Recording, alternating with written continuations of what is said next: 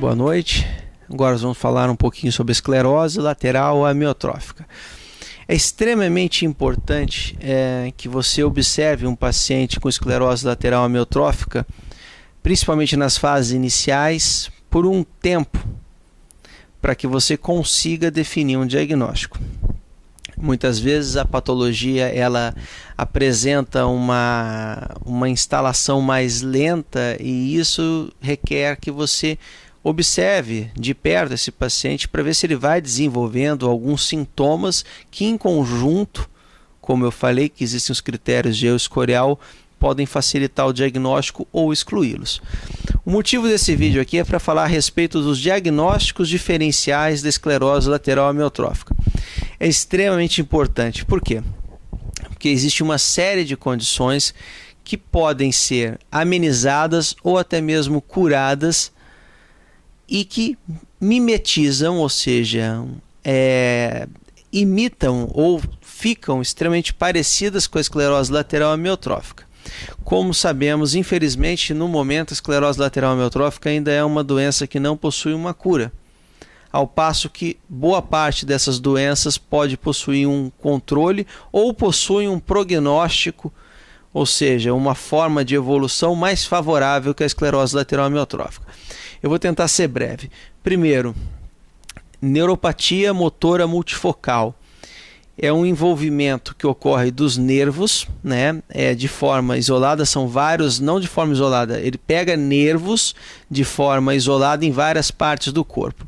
Ela é assimétrica, assim como a neuropatia, como a esclerose lateral amiotrófica. No entanto, o paciente ele não apresenta sinais de neurônio motor superior, ou seja, não existe aumento dos reflexos, espasticidade, ou seja, existe o quê?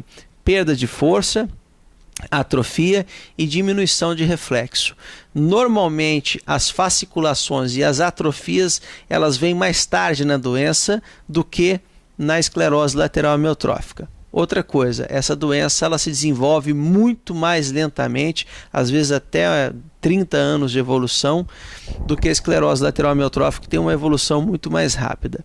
Bom, o que você deve fazer quando você está diante de um paciente que tem apenas sintomas de neurônio motor inferior? Eletroneuromiografia, extremamente importante, porque ela vai mostrar bloqueios de condução.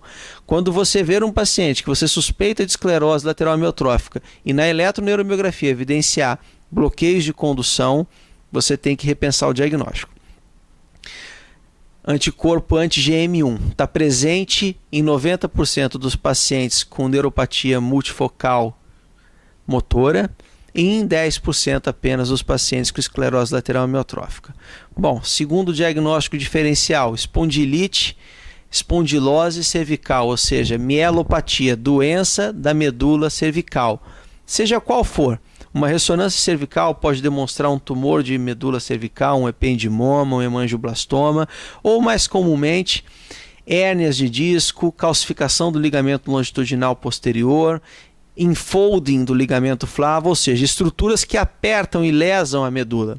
Essas lesões na medula podem imitar a esclerose lateral amiotrófica, gerando tanto sintomas de neurônio motor superior quanto sintomas de neurônio motor inferior.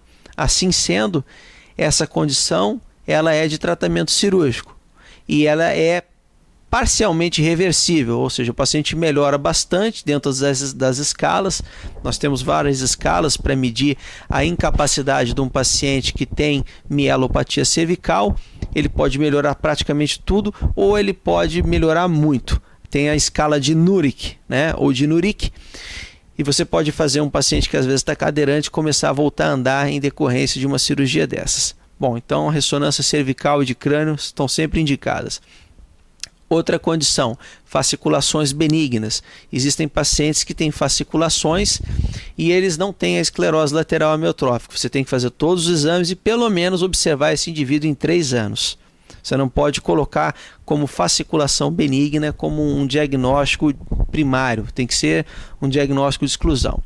Outra condição, esclerose lateral primária. É extremamente discutível.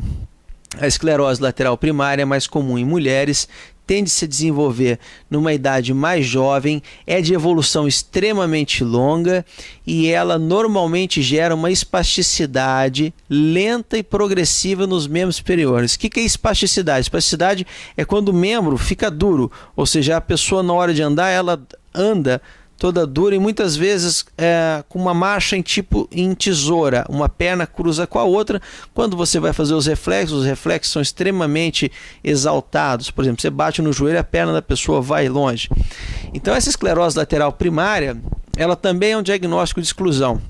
Você precisa observar esse paciente durante alguns anos para ver se ele não vai desenvolver outros sintomas de neurônio motor inferior. Tá? Ou seja, ela é exclusivamente de neurônio motor superior. Bom, após isso nós temos as paraparesias espásticas. Nós temos a hereditária e a tropical. A hereditária é uma doença genética que progride através também de gerações com uma paraparesia espástica, ou seja, uma diminuição da força de forma espástica, né, com os membros duros nos membros inferiores.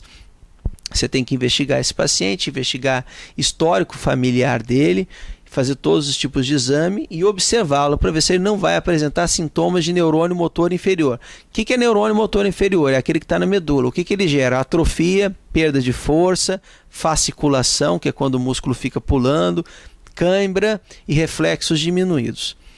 Bom, paraparesia espástica tropical é gerada pelo vírus do HTLV1 e 2. Transmissão, na maioria das vezes, sexual. O HTLV1 e 2 ele pode produzir o que você pode imaginar de doença neurológica. A mais frequente delas é a paraparesia espástica tropical, que tem uma característica muito semelhante à paraparesia espástica hereditária, ou seja, a pessoa vai desenvolvendo uma perda de força nas pernas associada a uma espasticidade. No entanto, o HTLV ele pode desenvolver uma série de outros sintomas, ele pode envolver tronco cerebral, encéfalo, e daí às vezes o diagnóstico fica um pouco mais difícil. No entanto, você pode isolar o vírus, né, através do líquor, através do sangue, através dos antígenos, né? E você pode fazer pesquisa do vírus. Enfim, é muito importante você observar o paciente e ter muita certeza antes de dar o diagnóstico e fazer toda uma série de exames que, obviamente, cabíveis de acordo com cada quadro clínico que o paciente apresenta. Você não vai pedir anti-GM1 para um paciente que não tem sintomas de neurônio motor inferior ou tem sintomas de neurônio motor inferior com muitos sintomas de neurônio motor superior. Ele não tem valor preditivo, porque clinicamente o paciente tem mais característica de ELA do que da neuropatia multifocal múltipla, né? Bom, espero que tenha ficado claro para vocês. Eu acho que a conversa com o médico é extremamente importante em relação a esses diagnósticos diferenciais. E, bom, tenham uma boa noite. Foi um prazer em falar com os senhores.